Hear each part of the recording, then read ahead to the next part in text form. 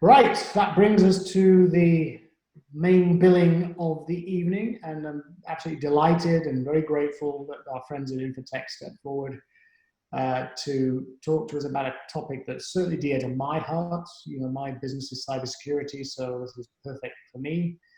I know a lot of you in your professional lives are very concerned about cybersecurity, and you should certainly be concerned about cybersecurity in this particular moment, because people have been thrust into providing remote work at home capabilities. And in many cases really didn't have the capacity to do it, so they've really had to throw capabilities together at very short notice. And of course, that means we could be pretty insecure in certain situations.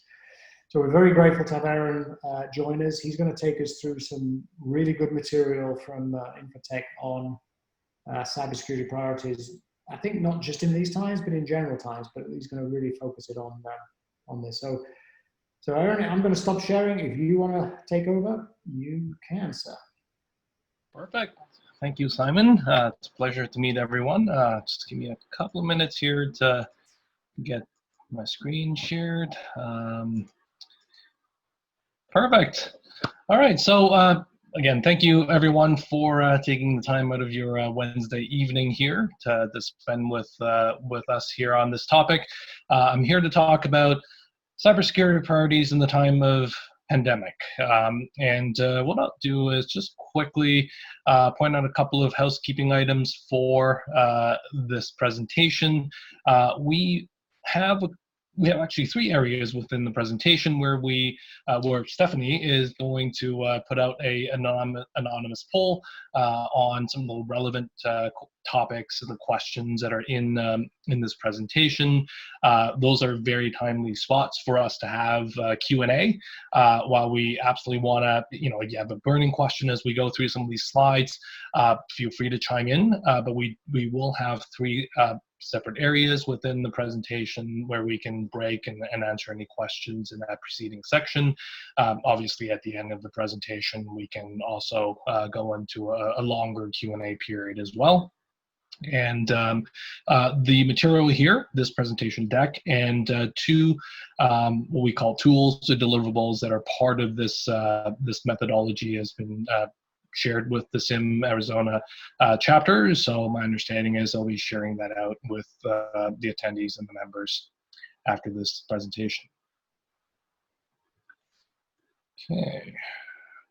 Moving on here, a quick introduction on Infotech Research Group. Al from our side has kind of spoiled my my surprise here, talking about our Toronto main office being a previous MTV building and the concert hall, having hosted a lot of very famous bands and musicians before. Simon actually earlier last night asked why we had a Masonic temple photo here in our introduction slide, and that's we're quite proud and happy to be working in such an interesting building. It is one of many Masonic temples that are around the world, and previously an MTV building. We have meeting rooms that are named after bands that have played in the building. So we have Rolling Stones, we have Grateful Dead, we have Beastie Boys, Red Hot Chili Peppers. So definitely an interesting space. If you're ever in Toronto, feel free to come by. And we actually have an old elevator in the building that requires an elevator operator, and he also doubles as a tour guide for the office. So that's Infotech Research Group. We actually, that's about the office. But Infotech is an IT research firm that has been around for 20 years. And we focus on specifically IT issues. And we have a member base of 30,000 IT professionals, thousands of organizations across the world. We have a special research methodology that combines what we call secondary research, right? Sources, online sources, and publications. But we also tap into our member base, and we also have a lot of research analysts with IT background that contribute to our research, and we produce a lot of content that are tactical and practical for IT leaders.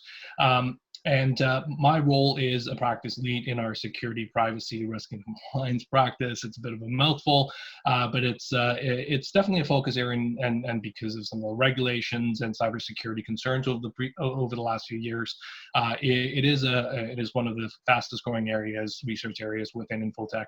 I've been at Infotech for 2 years.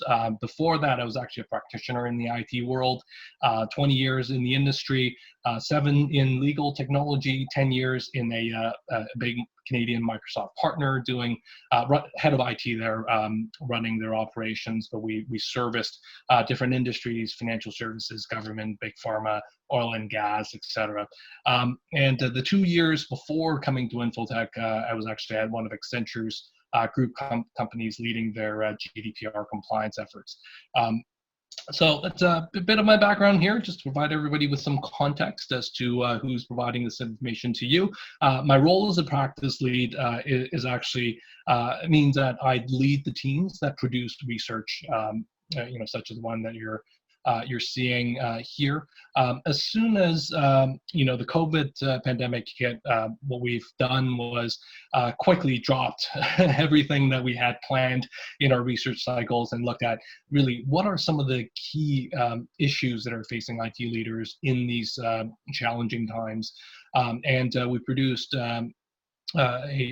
essentially a list of priorities to help IT leaders. So in this presentation here, we're going to look at the main attack vectors that are proliferating during COVID-19 pandemic crisis, and more importantly, tactically, what are the top 5 priorities, and how you can leverage our methodology, which is included in some of the content here to help reduce your attack surface.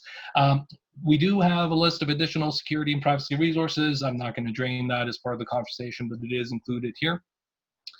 So diving right in, obviously, the challenge that a lot of organizations faced was, interestingly, I was actually in Orlando at one of Infotech's events the first week of March. And as soon as I returned to Toronto, the next week, we were essentially all working from home.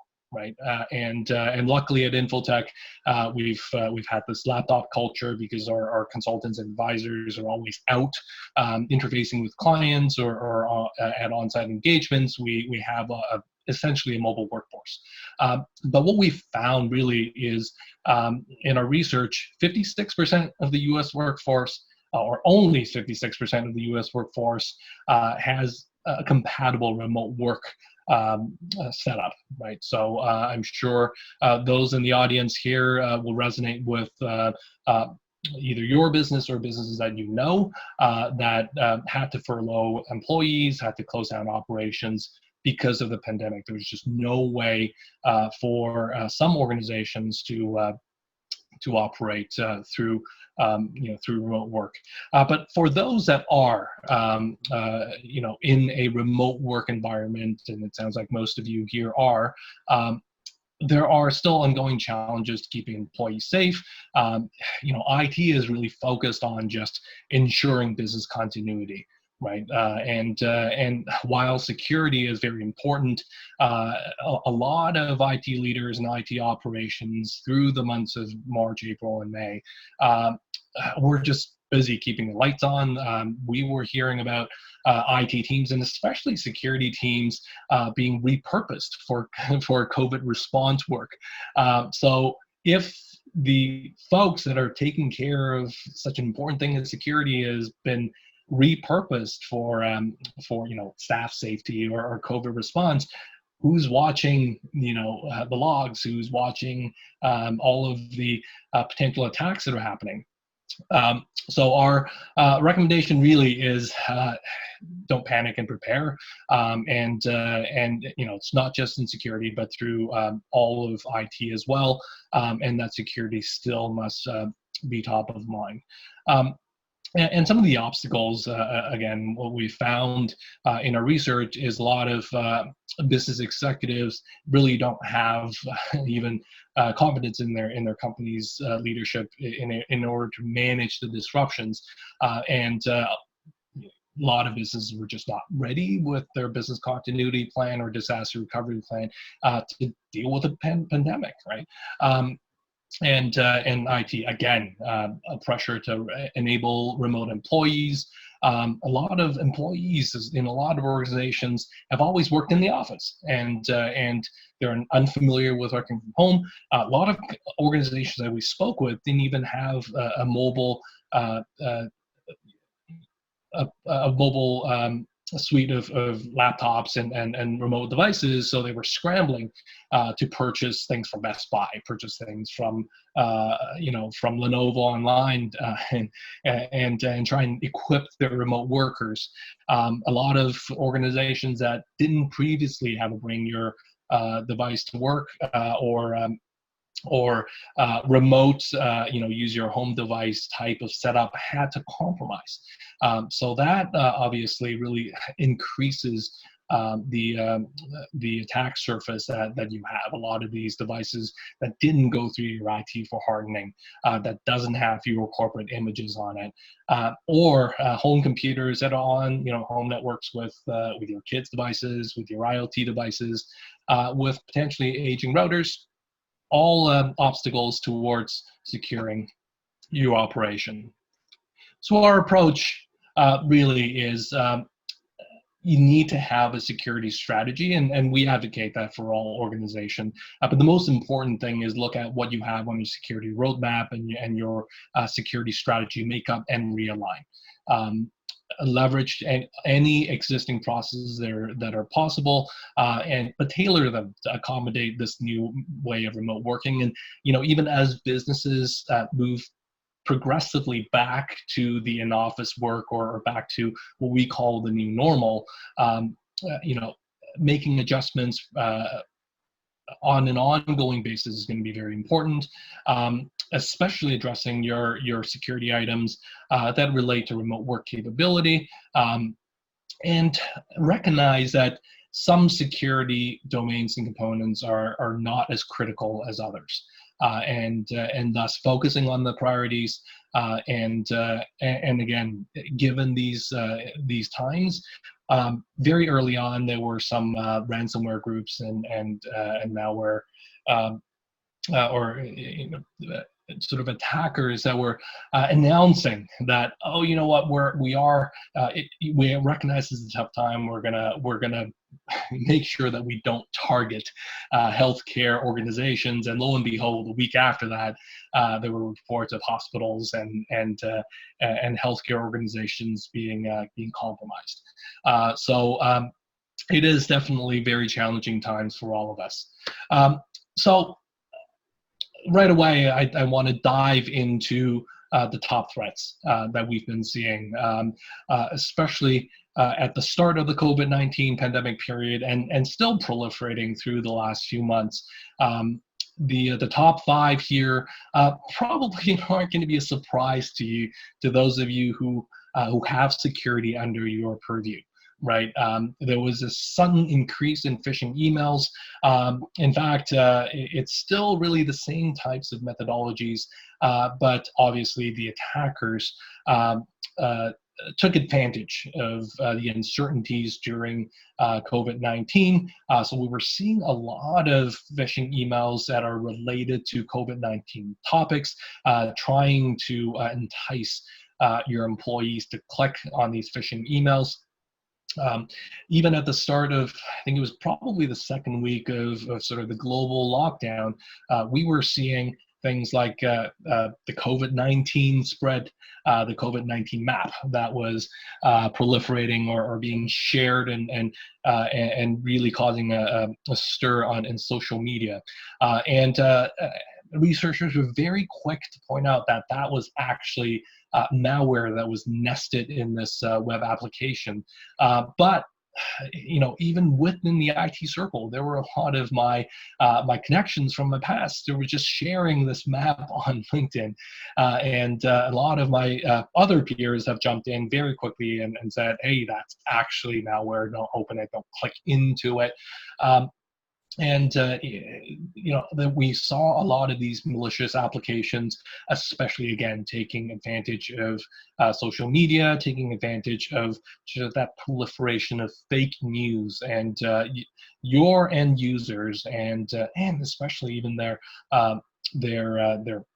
families are susceptible to these, which leads me to the next one, which again, the huge elephant in the room, everybody's working from home. The biggest concern now is your employees could be using insecure endpoints.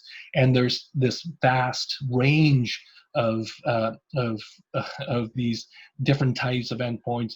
Even if you have managed endpoints, you're providing your employee with a hardened laptop, the fact that they're running off of a likely insecure home network, they may have, as I mentioned earlier, older routers with old firmware. Some of them may have default admin credentials, to certain organizations where you are, you have no choice but to require or let your employees use their home computers. The same computers that their kids are using for Zoom classes, or kids are using for recreational activities, because again, they're all home with us here.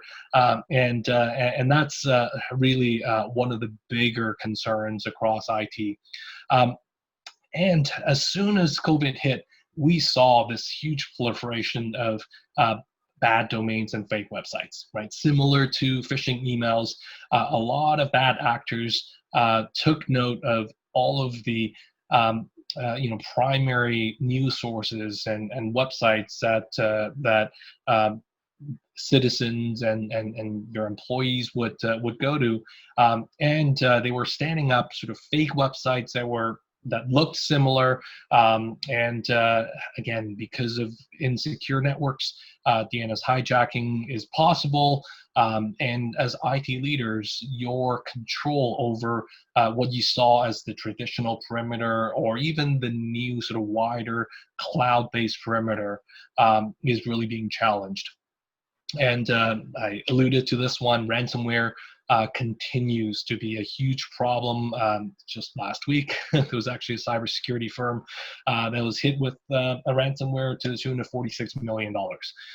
And as I mentioned earlier, ransomware groups were saying how they were going to avoid some of the healthcare groups. We now know that's a lie.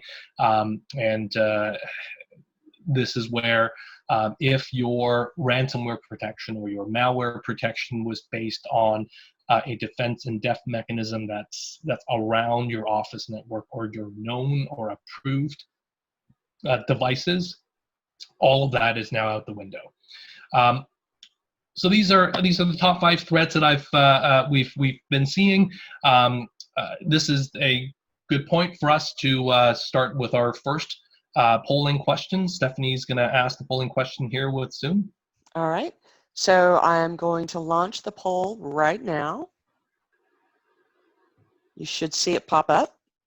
And if everybody would go, and you have the opportunity to choose multiple, feel free to. Well, I think you're showing us are you showing us the result? I'm sorry? Are you showing us the result, or? No, this is where you should be viewing the questions. Okay. Oh, I'm a host, so I can't do it. Okay. Yeah, you're a host. Quit. Oh, I wanted to. If you have your Zoom screens in full screen mode, sometimes the windows won't show. Yeah, it doesn't matter. I wanted to vote. No, he's special. He's a host. He can't vote. Oh. All right. Okay. Getting there. Got 10 more people.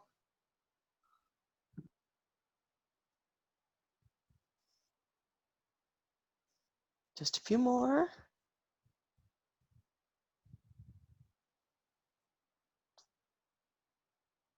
Others may have stepped away. You can probably. Yeah, it's possible. 1 minute. All right. I think that's close enough. We're going to end polling. And it looks like we have a very clear winner. I'm going to share the results. Everybody should see them. I'm not sure how it looks to everybody else. Can everybody see the results? Yes. Okay. Yeah. So it looks like number one by far, phishing emails, followed by bad domains and fake websites. Yeah. Very interesting. Okay. And with that, I think we're going to turn it over to Q&A. Mary, have we had any questions come up in chat? We have not had any questions, but while I'm going to give people a chance to ask a question, I'm going to ask a question. You know, I loved the start of this. We said, don't panic, prepare. What are you finding, you know, in the form of maybe percentage or readiness? You know, how prepared were people for this type of an event? In terms of a pandemic situation, Or any kind of a global crisis. Yeah, global crisis. Yeah, it's interesting. I don't have the true percentage. I have spoken with quite a few members in the last couple of months, and in our research, what we've seen really is, despite years and years of IT professionals advocating for business continuity, I myself has been an ISO 27001 person for 15 years now, and I've worked on a BCP in the past. But you know, a lot of organizations go through the rhetoric of building you know, DRPs and BCPs, but they really are just a document to check a checkbox and a compliance requirement. That document sits inside a drawer, and you know, sometimes test it, usually not. So organizations were all really just scrambling. Not on our side, on the security side, but in our infrastructure and operations side, my colleagues have been speaking with a lot of organizations in that sort of second week in March, panicking about buying laptops. They had upwards of hundreds of employees that suddenly needed to work from home to keep the business going. The CEO or leadership has come down and said, well, we should be able to work from home, right? And you know, how are you, the CIO, going to enable our employees to work from home? And these CIOs were just scrambling, trying to purchase. Obviously, nothing's coming out of China. The channels have dried up, and they really had no tangible way of getting equipment out to end users. So my guess, just in my experience, sort of working with some of our members over the last couple of months, I'd say just very roughly 20% of folks that I've spoken with really had a good you know, plan. The rest were just scrambling, and you know, a lot of times they'll jump on a phone call with me for an hour, and then they're back to firefighting. Thank you so much. And I suspect that many people is really focused on a facility going down as opposed to the globe going That's down. right. So I have a question here that you may be able to answer now or defer till later. But does Infotech publish a recommended set of tools and processes for dealing with cyber threats? Yes, we do actually. In fact, that's probably the that is the at least part of it is presented in this presentation. So I can go through the rest of this presentation, and we can. Your cue to carry on, Aaron. Thank you. Carry on. Excellent. Yeah, exactly. Perfect. All right, and in fact, it's very timely. So on the right side here is actually Infotech's own security framework that we've developed. It's actually, and I won't do too much of a plug here, but it is one that we've recognized, that we've combined the best of ISO 27001, the NIST 800-53 framework, CIS security controls, and COBIT. From a business perspective. And the reason is, as we've worked with a lot of IT firms in our 20 years history, what we found is a lot of IT groups, when they look at these security frameworks, find them overwhelming. And especially in the US, where NIST is the prevalent standard, it's really meant for massive organizations that are either part of the federal system or doing work for a federal agency. And what we've developed was a more practical system, built in, sort of broken down into the governance area and management. And from a pandemic perspective, at any day, I would say all of these are very important. And if you give me a day or more, I can talk all day about why each of these would be very important to your organization. But obviously, some of these are going to have a more critical effect on closing some of these attack surfaces. And what we've done in sort of this research that we've put together for pandemic response is identified 5 areas within our methodology that are the top priority, the highest priority, that are going to help you reduce your attack surfaces to the 5 top threats that were shown earlier. Again, all of these are probably not a surprise to everyone here, and a lot of these easily map to some of the critical issues that we were highlighting, with your end users being the most vulnerable component of your operation now, because they're working from home, because they're on a vulnerable endpoint, they're targeted by phishing emails, they're exposed to bad domains and fake websites. Culture and awareness is one of the most important priorities that you can focus on. Reinforcing, it really depends. It doesn't matter when you've last run a security awareness campaign, and in a lot of organizations that we've worked with, that we've looked at, security awareness tends to be also a checkbox type of activity. They'll run it once a year because people are resistant to it, even if they engage a vendor or a platform like KnowBe4. It's still not as streamlined, but now, especially now, because of all these threats, my advice is always make it very personal, right? If you spread awareness to show an end user how to protect themselves, they're going to more likely to apply that same hygiene to the work operations. A second priority is looking at what the new network looks like, and this is especially important for organizations where there's a traditional notion of a perimeter, especially if the employees are within the office, they have full control, they have more open access. When they're outside the office, you've got VPN, or you've got remote desktop or VDI. That has all changed, and especially for organizations that have moved to cloud.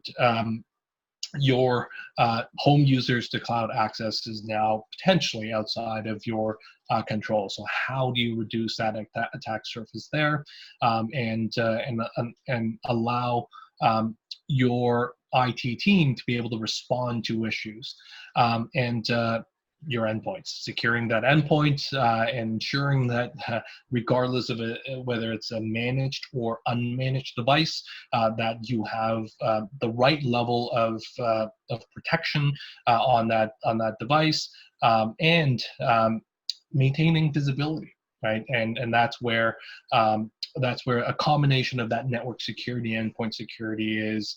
We're seeing a lot of movement there in that area. Organizations revisiting how they're securing these remote endpoints, and how they're gaining visibility into these remote endpoints are important.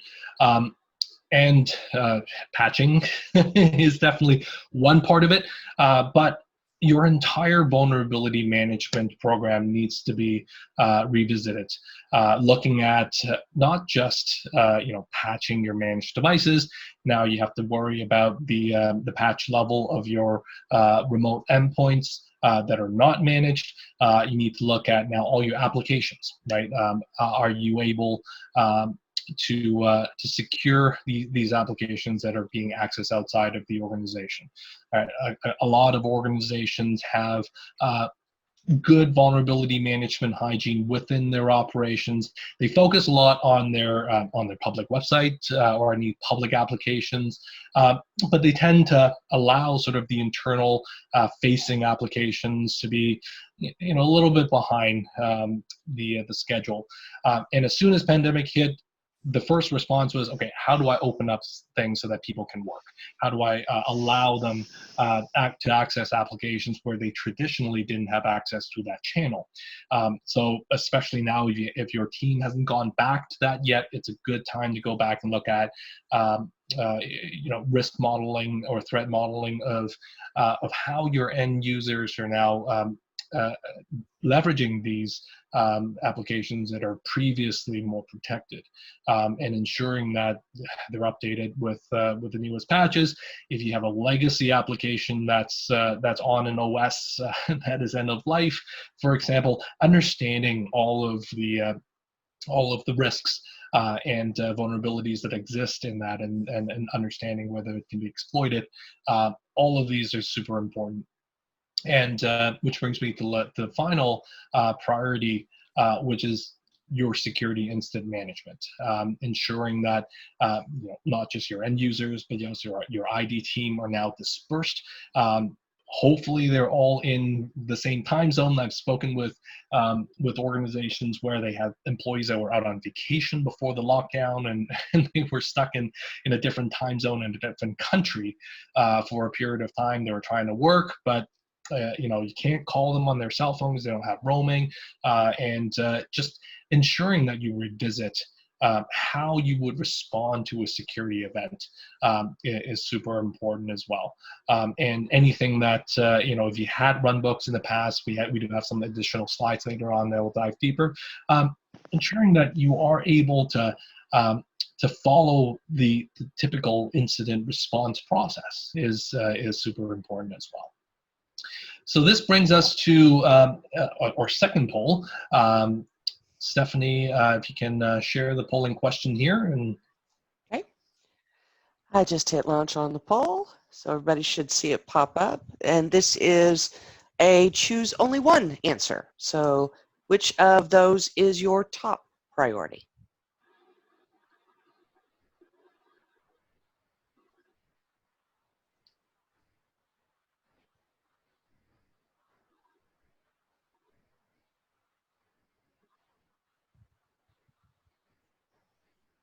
Lots of people interested in this question. Mhm.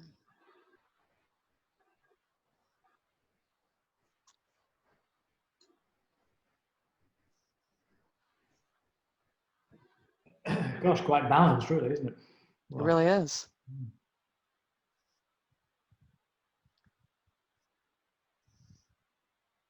okay, we'll give it the minutes. We'll give it just a few more seconds. I gave the last one a minute. 2, 1. Okay. All right, there we go. Polling is now ended, and we will share results. And I'm not surprised at all, because culture and awareness is always the thing you have to be, has to be at the top of your priority list, because it's always about the people, right? It's always about the weak link. I always say cybersecurity is people, process, and technology in that order. And That's right. everything is in that order, Simon. It's always people, process, and technology. But in that order, because people Exactly. want diversity in cybersecurity. That's for sure. It's cybersecurity, it's software, it's everything. Yeah. Very good. All right, we have a question. Sure. How are you securing your SaaS environments against personal device usage? You meaning Infotech. Yeah, that's a great question. So there are some newer technologies out there. The most common one, or the most popular one these days that are being leveraged are cloud security access or cloud access security brokers, as a way to maintain that additional visibility, right? At Infotech, we've enabled a lot of our cloud-based security features. A lot of obviously IS and PaaS platforms have added different technologies that you can use that's getting put on top of your application layer for additional visibility to detect anomalies in access. SaaS applications are that more difficult one.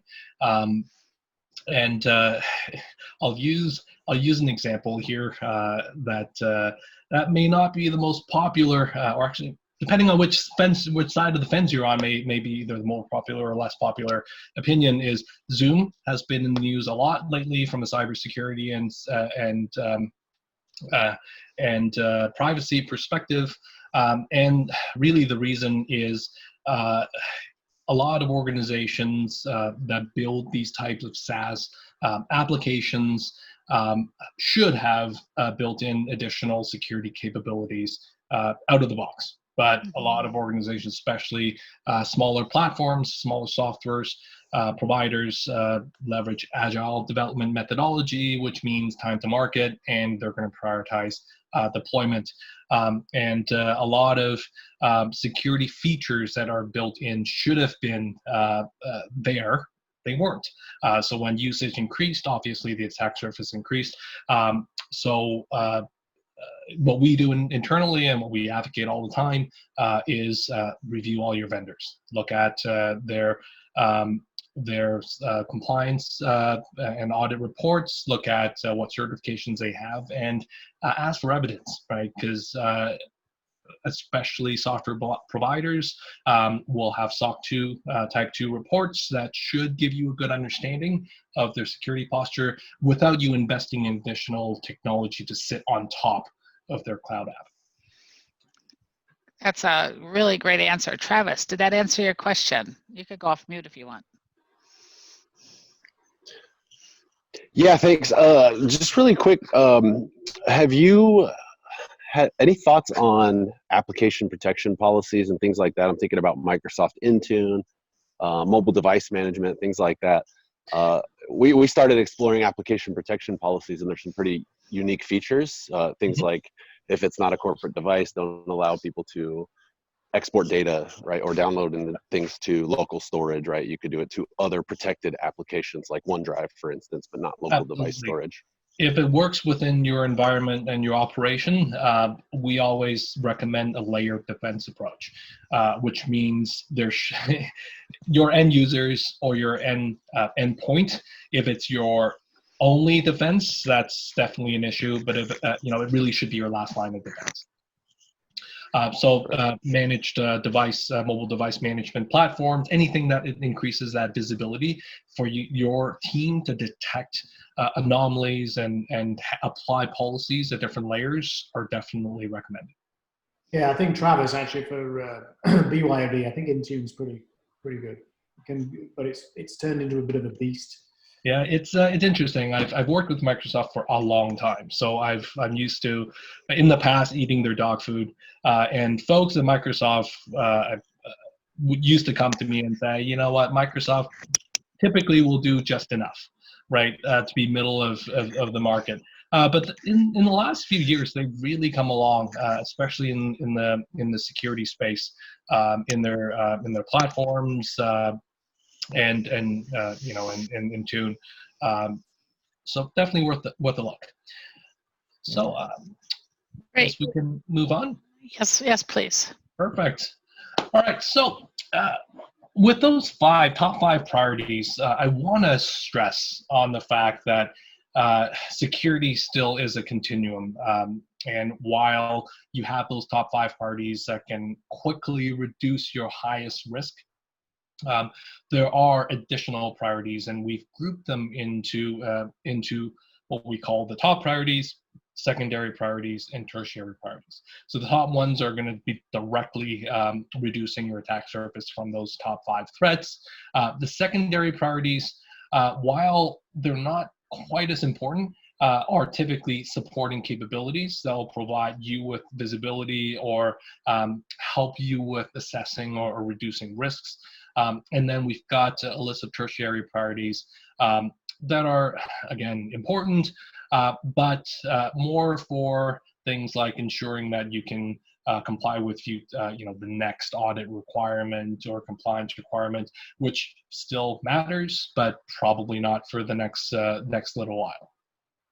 So I won't drain any of these statistics here, and here they are. I've already talked about the top 5 priorities that are in red.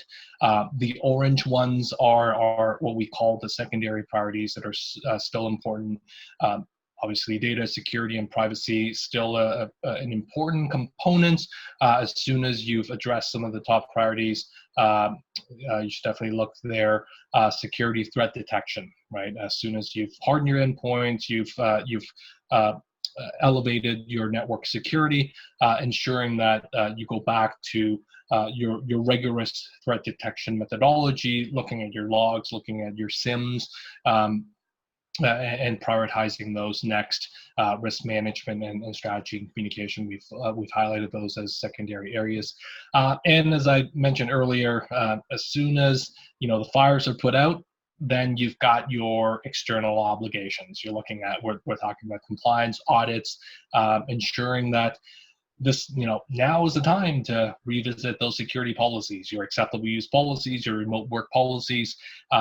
If you can't enforce via technology, at least make sure that they're in policies. It's a good time to combine that with your culture and awareness training. Hey, by the way, now that everybody's working from home, here is an updated version of our remote work policy. Here's an updated version of our acceptable use policy, right? Make sure that that people have that at the back of their mind. So I won't drain all of these. These are, again, important areas.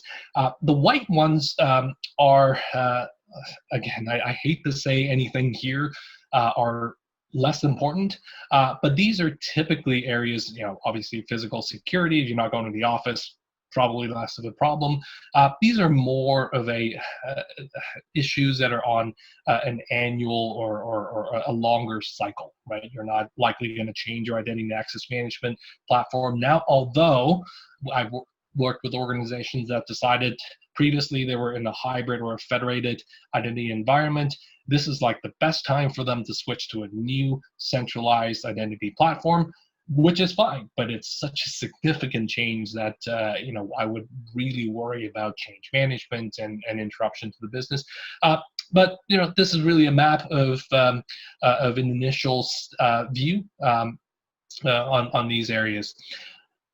As I promised earlier, we do at Infotech, every blueprint, every research that we do is accompanied with what we call a deliverable, right? What we focus on really is, as IT leaders, you have things that you need to do, initiatives, tasks, or projects. And out of every project, we want to give you tools to help you do that job or accomplish that initiative or complete that project. So these I think there are actually more than 15, 17 or so priority areas.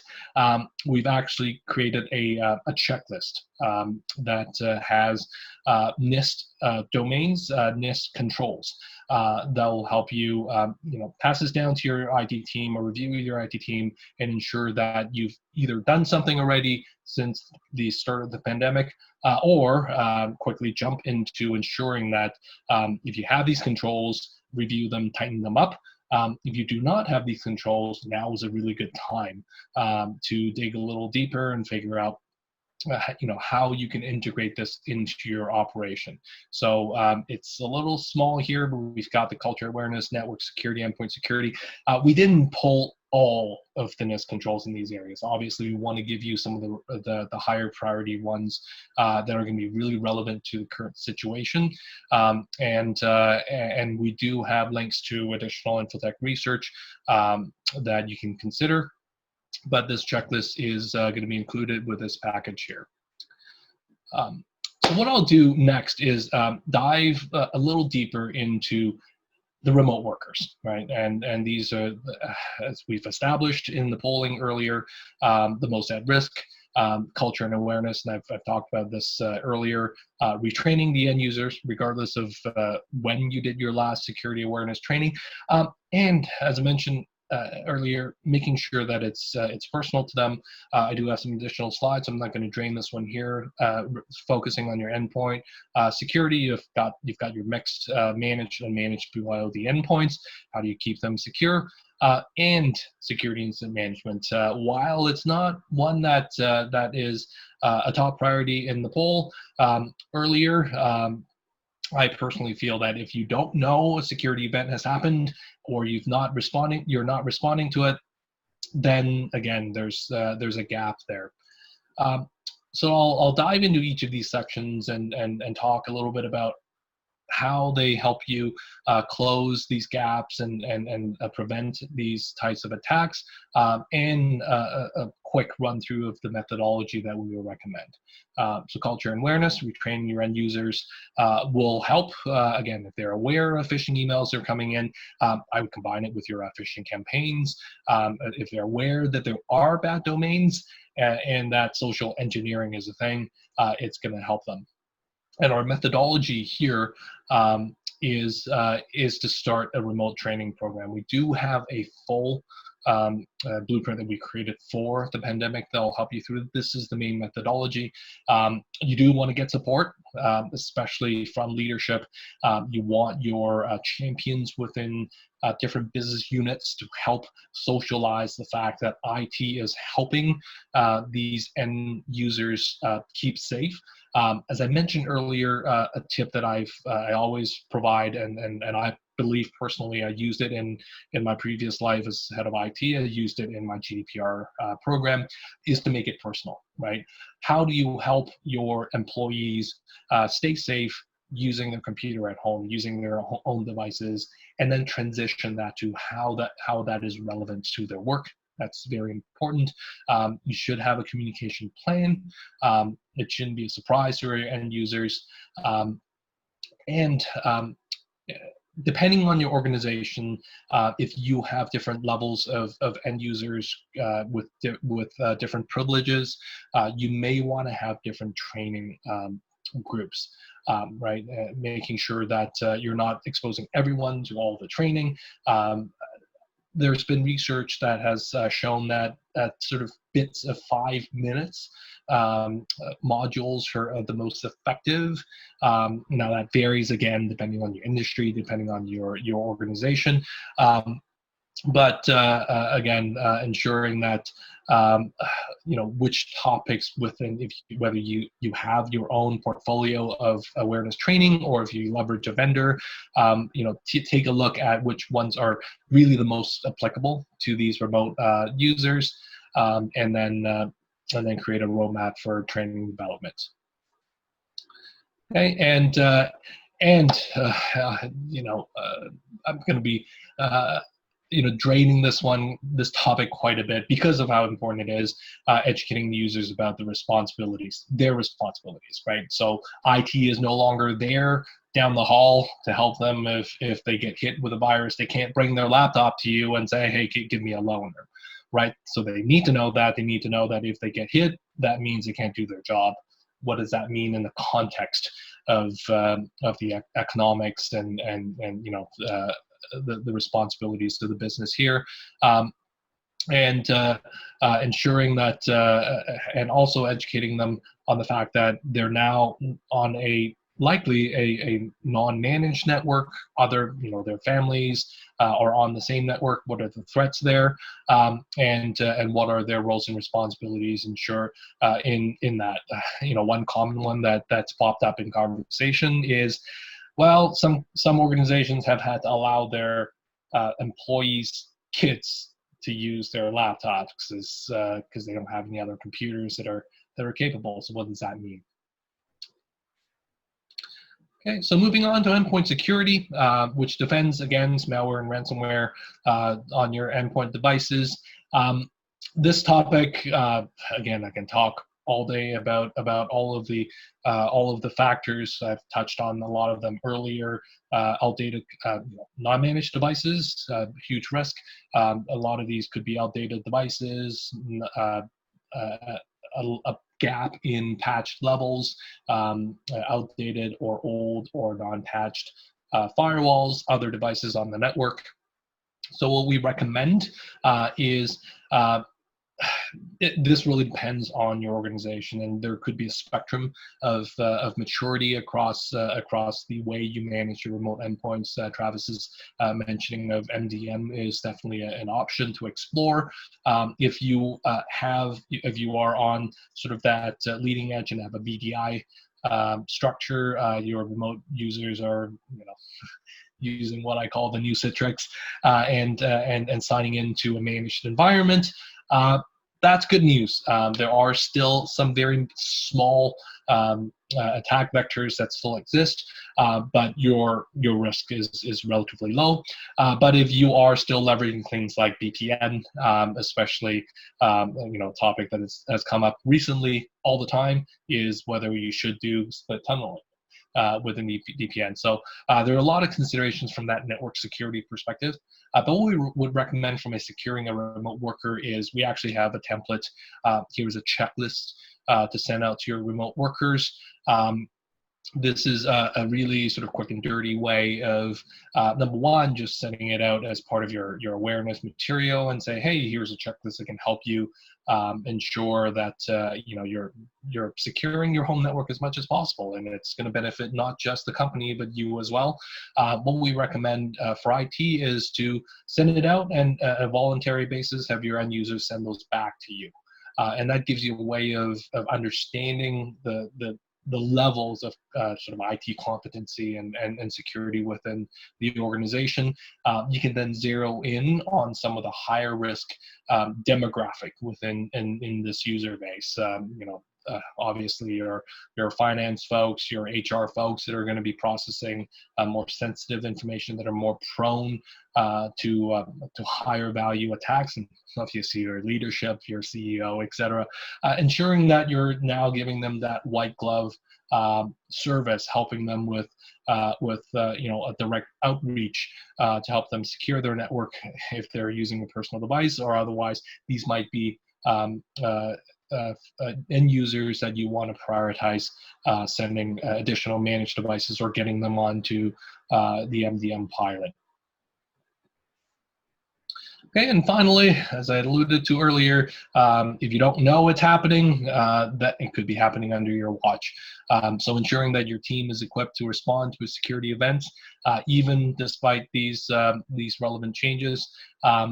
Security incident management, from my perspective, is just as important as your DRP and BCP, but from a security perspective. And as mature security organizations will attest to, it's part of their security operation. There are full-time resources that are looking at security events. Most of the time, ideally, they're deprioritizing these security events, they're false positives, but it's really to catch those what-ifs. So review your incident response plan, review and update your escalation lists, consider new attack vectors, right? And if you have existing runbooks or incident response process, looking at those and really just sitting down with your team and understanding, are we going to be able to respond things that are happening at someone's house? And if it does, how are they going to notify us? If your head of HR, for example, gets hit with the malware and perhaps even ransomware on their home computer or on their laptop while they're at home, are they still going to be able to reach out to you? Are they going to be reaching out to the right people on your IT team? And as soon as that happens, how long do you have to respond to that? And how are your team going to respond to that? And most importantly, bring this back to your appropriate stakeholders and review this plan with them. So this is another segue for us to go into our third and final poll. And I just hit launch. It's a simple one, yes or no.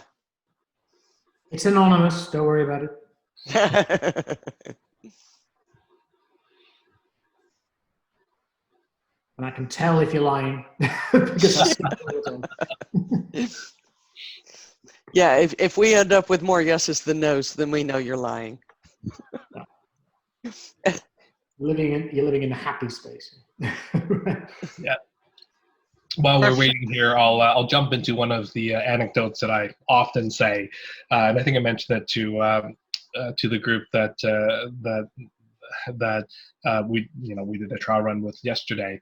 In IT, we're often used to looking at technologies as the driving force behind our planning, right? Especially with let's say Microsoft and their enterprise agreements being a 3-year process. A lot of government organizations or even large organizations have a procurement life cycle, usually 3 years.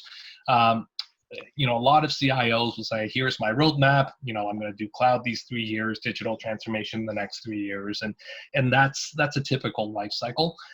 In security, that is a huge risk because of threats that are happening all the time. If you need to switch, for example, to a new firewall or a new endpoint security provider, or leverage a new technology, switch your VPN to some of these new, for example, secure access service edge type of services, you need to be able to agile fashion sort of switch to these so that you can defend against these threats. That comes up a lot, and in the last few months, I've had a lot of conversations with organizations that have realized that they've locked themselves into these 3-year contracts, and all of a sudden they needed to basically ask for more money from the business in order to buy a new platform, and this is something definitely to keep in mind in your future planning. Yeah, absolutely. As I always tell people, cybersecurity is a verb and not a noun. Oh, All righty. I heartily agree. It's an ongoing process. There you go. And it looks like everybody was honest. Well, I don't know. It's very good. It's very encouraging. People had some good incident management plans. We're ready to go. So, very good. Well, great. Are there any questions right now? Is anyone feeling a little bit overwhelmed? So no questions. All right. I think I'm feeling like Simon's normal answer of it's time for a cocktail. yeah. Okay. Aaron, take us home, Aaron. All right, keep excellent. going. Well, we are nearing the end, and I appreciate everyone sticking around. I know it's late, but here are really the main takeaways. Your first reaction might be to firefight. Let's drop things. We'll come back to them later. It's super important to make sure that all of security is still part of your roadmap, part of your priority. And at some point, you're going to have to integrate things back into your security roadmap. So reprioritize right now.